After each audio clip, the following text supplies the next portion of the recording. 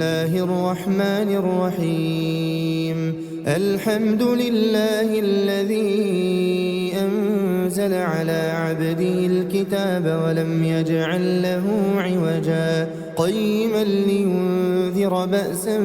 شديدا من لدنه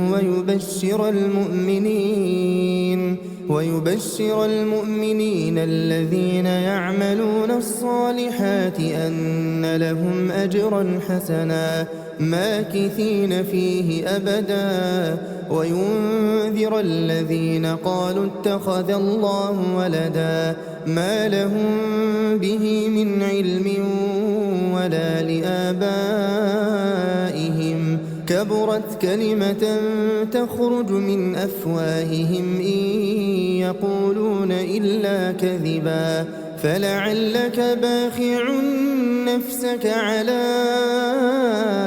آثارهم إن لم يؤمنوا بهذا الحديث أسفا إنا جعلنا ما على الأرض زينة لها لنبلوهم أيهم أحسن عملا وإنا لجاعلون ما عليها صعيدا جرزا أم حسبت أن أصحاب الكهف والرقيم كانوا من آياتنا عجبا إذ أوى الفتية إلى الكهف فقالوا ربنا آتنا من لدنك رحمة وهيئ لنا من أمرنا رشدا فضربنا على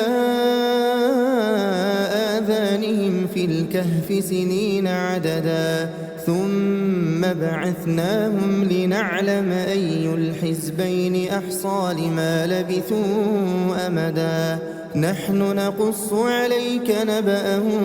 بالحق إنهم فتية آمنوا بربهم وزدناهم هدى وربطنا على قلوبهم إذ قاموا فقالوا ربنا رب السماوات والأرض لن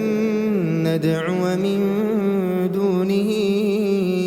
إلها لقد قلنا إذا شططا هؤلاء قوم اتخذوا من دونه آلهة لولا يأتون عليهم بسلطان بين فمن أظلم ممن افترى على الله كذبا وإذ اعتزلتموهم وما يعبدون إلا الله فأووا إلى الكهف ينشر لكم ربكم من رحمته ويهيئ لكم من أمركم مرفقا وترى الشمس إذا طلعت تزاور عن كهفهم ذات اليمين وإذا غربت تقرضهم ذات الشمال وهم في فجوة منه ذلك من آيات الله من يهد الله فهو المهتد ومن يضلل فلن تجد له وليا مرشدا وتحسبهم أيقاظا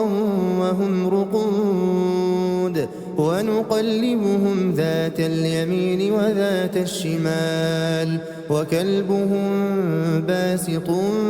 ذراعيه بالوصيد لو اطلعت عليهم لوليت منهم فرارا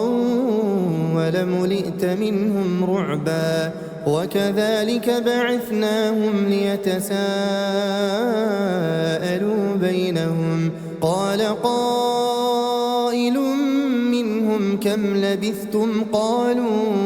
قالوا لبثنا يوما أو بعض يوم قالوا ربكم أعلم بما لبثتم فابعثوا أحدكم بورقكم هذه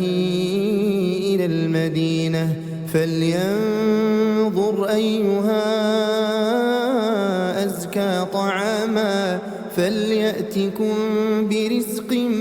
منه وليتلطف ولا يشعرن بكم أحدا إنهم إن يظهروا عليكم يرجموكم أو يعيدوكم في ملتهم ولن تفلحوا إذا أبدا وكذلك أعثرنا عليهم ليعلموا أن وعد الله حق وأن الساعة لا ريب فيها إذ يتنازعون بينهم أمرهم فقالوا بنوا عليهم بنيانا ربهم أعلم بهم قال الذين غلبوا على أمرهم لنتخذن عليهم مسجدا سيقولون ثلاثة رابعهم كلبهم ويقولون خمسة سادسهم كلبهم رجما بالغيب ويقولون سبعة وثامنهم كلبهم قل ربي أعلم بعدتهم ما يعلمهم إلا قليل فلا تمار فيهم إلا مراء ظاهرا ولا تستفت فيهم منهم أحدا ولا تقولن لشيء إني فاعل ذلك غدا إلا أن يشاء الله واذكر ربك إذا نسيت وقل عسى أن يهديني ربي لأقرب من هذا رشدا ولبثوا في كهفهم 300 سنين وازدادوا 9 قل الله أعلم بما لبثوا له غيب السماوات والأرض أبصر به وأسمع ما لهم من دونه من ولي ولا يشرك في حكمه أحدا واتل ما أوحي إليك من كتاب ربك لا مبدل لكلماته ولن تجد من دونه ملتحدا واصبر نفسك مع الذين يدعون ربهم بالغداة والعشي يريدون وجهه ولا تعد عيناك عنهم تريد زينة الحياة الدنيا ولا تطع من أغفلنا قلبه عن ذكرنا واتبع هواه وكان أمره فرطا وقل الحق من ربكم فمن شاء فليؤمن ومن شاء فليكفر إنا أعتدنا للظالمين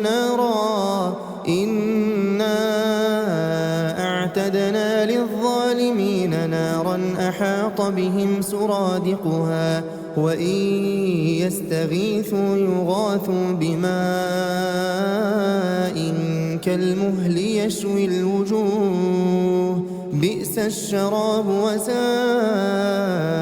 مرتفقا إن الذين آمنوا وعملوا الصالحات إنا لا نضيع أجر من أحسن عملا أولئك لهم جنات عدن تجري من تحتهم الأنهار يحلون فيها من أساور من ذهب ويلبسون ثيابا خضرا من سندس واستبرق متكئين فيها على الأرائك نعم الثواب وحسنت مرتفقا واضرب لهم مثل الرجلين جعلنا لأحدهما جنتين من أعناب وحففناهما بنخل وجعلنا بينهما زرعا كلتا الجنتين آتت أكلها ولم تظلم منه شيئا وفجرنا خلالهما نهرا وكان له ثمر فقال لصاحبه وهو يحاوره أنا أكثر منك مالا وأعز نفرا ودخل جنته وهو ظالم لنفسه قال ما أظن أن تبيد هذه أبدا وما أظن الساعة قائمة ولئن رددت إلى ربي لأجدن خيرا منها منقلبا قال له صاحبه وهو يحاوره أكفرت بالذي خلقك من تراب ثم من نطفة ثم سواك رجلا لكن هو الله ربي ولا أشرك بربي أحدا ولولا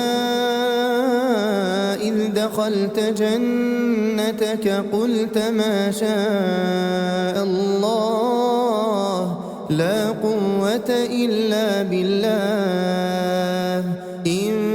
ترني أنا أقل منك مالا وولدا فعسى ربي أن يؤتيني خيرا من جنتك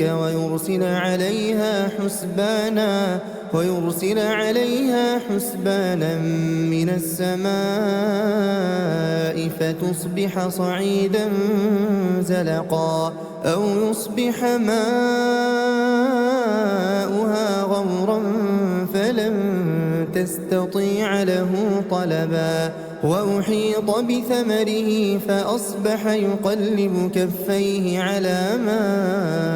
أنفق فيها وهي خاوية على عروشها ويقول يا ليتني لم أشرك بربي أحدا ولم تكن له فئة ينصرونه من دون الله وما كان منتصرا هنالك الولاية لله الحق هو خير ثوابا وخير عقبا واضرب لهم مثل الحياة الدنيا كماء إن أنزلناه من السماء فاختلط به نبات الأرض فأصبح هشيما تذروه الرياح وكان الله على كل شيء مقتدرا المال والبنون زينة الحياة الدنيا والباقيات الصالحات خير عند ربك ثوابا وخير أملا ويوم نسير الجبال وترى الأرض بارزة وحشرناهم فلم نغادر منهم أحدا وعرضوا على ربك صفا لقد جئتمونا كما خلقناكم أول مرة بل زعمتم أن لن نجعل لكم موعدا ووضع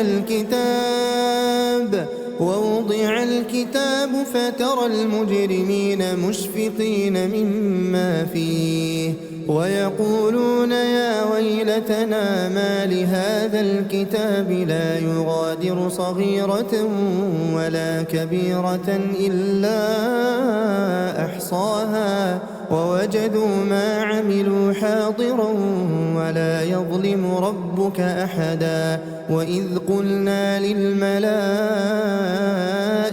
اسجدوا لآدم فسجدوا إلا إبليس كان من الجن ففسق عن أمر ربه أفتتخذونه وذريته أولياء من دوني وهم لكم عدو بئس للظالمين بدلا ما أشهدتهم خلق السماوات والأرض ولا خلق أنفسهم وما كنت متخذ المضلين عضدا ويوم يقول نادوا شركائي الذين زعمتم فدعوهم فلم يستجيبوا لهم وجعلنا بينهم موبقا ورأى المجرمون النار فظنوا أنهم مواقعوها ولم يجدوا عنها مصرفا ولقد صرفنا في هذا القرآن للناس من كل مثل وكان الإنسان أكثر شيء جدلا وما منع الناس أن يؤمنوا إذ جاءهم الهدى ويستغفروا ربهم إلا أن تأتيهم سنة الأولين أو يأتيهم العذاب قبلا وما نرسل المرسلين إلا مبشرين ومنذرين ويجادل الذين كفروا بالباطل ليدحضوا به الحق واتخذوا آياتي وما أنذروا هزوا ومن أظلم ممن ذكر بآيات ربه فأعرض عنها ونسي ما قدمت يداه إنا جعلنا على قلوبهم أكنة أن يفقهوه وفي آذانهم وقرا وإن تدعهم إلى الهدى فلن يهتدوا إذا أبدا وربك الغفور ذو الرحمة لو يؤاخذهم بما كسبوا لعجل لهم العذاب بل لهم موعد لن يجدوا من دونه موئلا وتلك القرى أهلكناهم لما ظلموا وجعلنا لمهلكهم موعدا وإذ قال موسى لفتاه لا أبرح حتى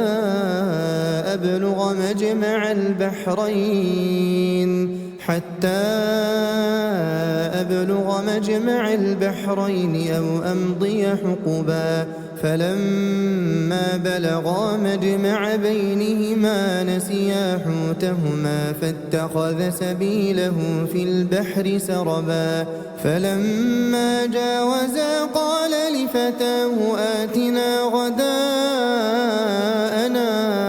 لقد لقينا من سفرنا هذا نصبا قال أرأيت إذ أوينا إلى الصخرة فإني نسيت الحوت وما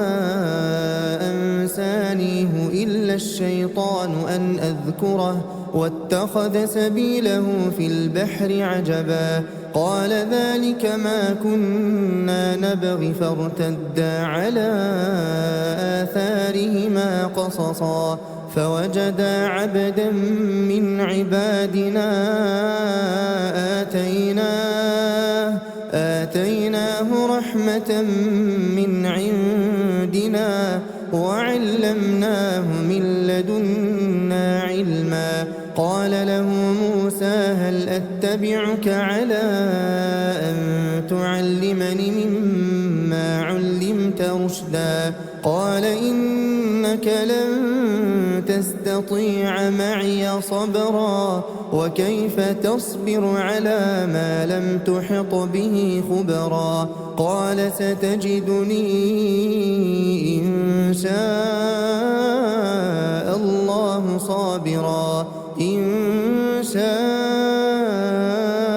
الله صابرا ولا أعصي لك أمرا قال فإن اتبعتني فلا تسألني عن شيء حتى أحدث لك منه ذكرا. فانطلقا حتى إذا ركبا في السفينة خرقها قال أخرقتها لتغرق أهلها لقد جئت شيئا إمرا. قال ألم أقل إنك لن تستطيع معي صبرا. قال لا تؤاخذني بما نسيت ولا ترهقني من أمري عسرا. فانطلقا حتى إذا لقيا غلاما فقتله قال أقتلت نفسا زكية بغير نفس لقد جئت شيئا نكرا. قال ألم أقل لك إنك لن تستطيع معي صبرا. قال إن سألتك عن شيء بعدها فلا تصاحبني قد بلغت من لدني عذرا. فانطلقا حتى إذا أتيا أهل قرية استطعما أهلها فأبوا أن يضيفوهما فوجدا فيها جدارا يريد أن ينقض فأقامه. قال لو شئت لاتخذت عليه أجرا. قال هذا فراق بيني وبينك سأنبئك بتأويل ما لم تستطع عليه صبرا. أما السفينة فكانت لمساكين يعملون في البحر فأردت أن أعيبها وكان وراءهم ملك يأخذ كل سفينة غصبا. وأما الغلام فكان أبواه مؤمنين فخشينا أن يرهقهما طغيانا وكفرا فأردنا أن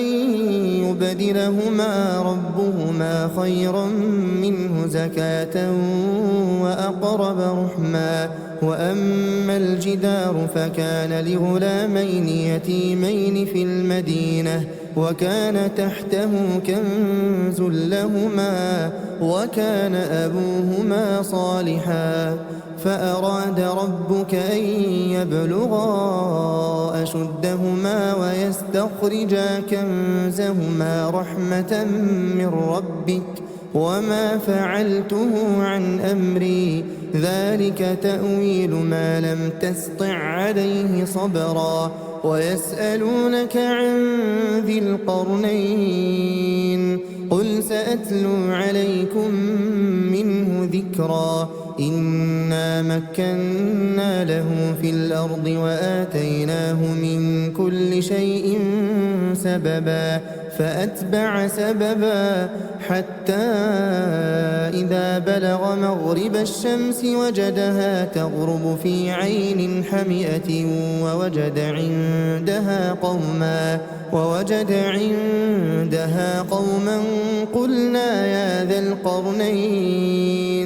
قلنا يا ذا القرنين إما أن تعذب وإما أن تتخذ فيهم حسنا. قال أما من ظلم فسوف نعذبه ثم يرد إلى ربه فيعذبه عذابا نكرا. وأما من آمن وعمل صالحا فله جزاء الحسنى وسنقول له من أمرنا يسرا. ثم أتبع سببا حتى إذا بلغ مطلع الشمس وجدها تطلع على قوم لم نجعل لهم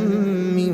دونها سترا. كذلك وقد أحطنا بما لديه خبرا. ثم أتبع سببا حتى إذا بلغ بين السدين وجد من دونهما قوما لا يكادون يفقهون قولا قالوا يا ذا القرنين إن يأجوج ومأجوج مفسدون في الأرض فهل نجعل لك خرجا على أن تجعل بيننا وبينهم سدا قال ما مكني فيه ربي خير فأعينوني بقوة أجعل بينكم وبينهم ردما آتوني زبر الحديد حتى إذا ساوى بين الصدفين قال انفخوا حتى إذا جعله نارا قال آتوني أفرغ عليه قطرا فما استطاعوا أن يظهروه وما استطاعوا له نقبا قال هذا رحمة من ربي فإذا جاء وعد ربي جعله دكاء وكان وعد ربي حقا وتركنا بعضهم يومئذ يموج في بعض ونفخ في الصور فجمعناهم جمعا وعرضنا جهنم يومئذ للكافرين عرضا الذين كانت أعينهم في غطاء عن ذكري وكانوا لا يستطيعون سمعا أفحسب الذين كفروا أن يتخذوا عبادي من دوني أولياء إنا أعتدنا جهنم للكافرين نزلا قل هل ننبئكم بالأخسرين أعمالا الذين ضل سعيهم في الحياة الدنيا وهم يحسبون أنهم يحسنون صنعا أولئك الذين كفروا بآيات ربهم ولقائه فحبطت أعمالهم فلا نقيم لهم يوم القيامة وزنا ذلك جزاؤهم جهنم بما كفروا واتخذوا آياتي ورسلي هزوا إن الذين آمنوا وعملوا الصالحات كانت لهم جنات الفردوس نزلا خالدين فيها لا يبغون عنها حولا قل لو كان البحر مدادا لكلمات ربي لنفد البحر قبل أن تنفد كلمات ربي ولو جئنا بمثله مددا قل إنما أنا بشر مثلكم يوحى إلي أنما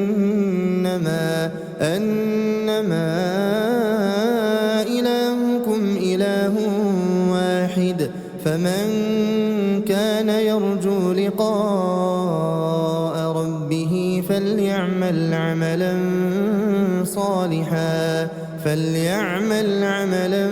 صالحا ولا يشرك بعبادة ربه